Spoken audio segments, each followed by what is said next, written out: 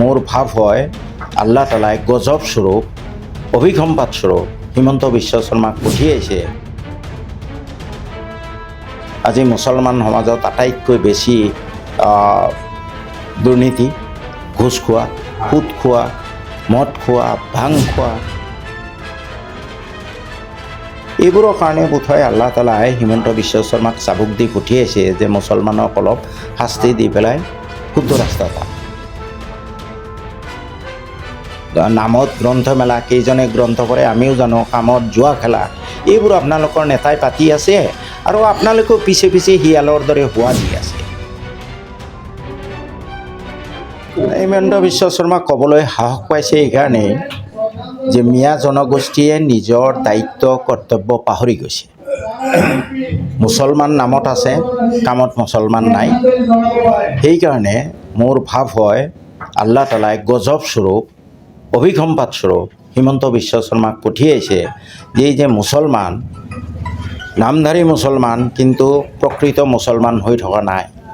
আজি মুছলমান সমাজত আটাইতকৈ বেছি দুৰ্নীতি, ঘোষ খোৱা, সুদ খোৱা, মদ খোৱা, ভাং খোৱা, এইবোৰৰ কাৰণে বোধহয় আল্লাহ তালাই হিমন্ত বিশ্ব শৰ্মাক চাবুক দি পঠিয়াইছে যে মুছলমানক অলপ শাস্তি দি পেলাই শুদ্ধ ৰাস্তা টান। সেইটোৱে মই ভাবিম। আৰু হিমন্ত কি কৈ আছে সেইটো আপোনালোকৰ দৰকাৰ আছে ক'বলৈ। তেওঁতো পাগলৰ প্ৰলাপ বকি আছে।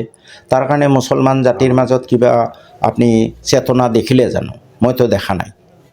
১.৫ মাহ পিছত পৰীক্ষা হ'ব আৰু ৰাতি ২টালৈ আপোনাৰ লাউড স্পীকাৰ বজাই আমাৰ ইয়াতে মেলা পাতি আছে। ডেইলি মোৰ ককাই ভাই খান্দৰি উঠাব দি আছে, ডেইলি মই মিয়া গালি খাই আছোঁ। আৰু এই নামনি অসমত এই বৰপেটা জিলাত মিয়া পাগল হৈছে ফাংচনৰ কাৰণে। এই মিয়াৰ শাস্তি নহয় কি হ'ব? ১.৫ মাহ পিছত পৰীক্ষা আছে। চব জেগাত ৰাজনৈতিক নেতা কিছুমানে তেওঁলোকৰ ইলেকশ্যন আহিছে, তেওঁলোকে পাগল বনাইছে মানুহবোৰক। ৰাতি ২টালৈ বাপৰে বাপ দিন ৰাতি চলি আছে। গতিকে মানুহে নিজৰ ভাগ্যৰ অৱস্থাৰ পৰিৱৰ্তনৰ কাৰণে নিজে চেষ্টা কৰিব লাগিব, বেলেগক দুখী লাভ নাই।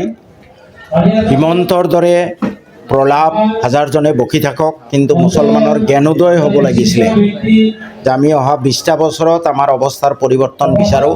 আমি শিক্ষা দীক্ষাত গুৰুত্ব দিম, ব্যৱসায় বাণিজ্যত গুৰুত্ব দিম, আমি সৎ ৰাস্তাত চলিম। সেইটো দেখা নাই।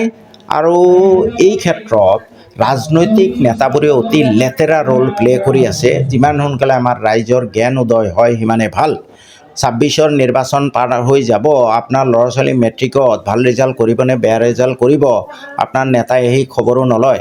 কিন্তু আপোনাৰ নেতাই এতিয়া বিভিন্ন ধৰণৰ বাৰে ভচহু কালচাৰেল ফাংচন পাতি, নামত গ্ৰন্থমেলা, কেইজনে গ্ৰন্থ পঢ়ে আমিও জানো, কামত যোৱা খেলা, এইবোৰ আপোনালোকৰ নেতাই পাতি আছে আৰু আপোনালোকেও পিছে পিছে শিয়ালৰ দৰে হোৱা দি আছে।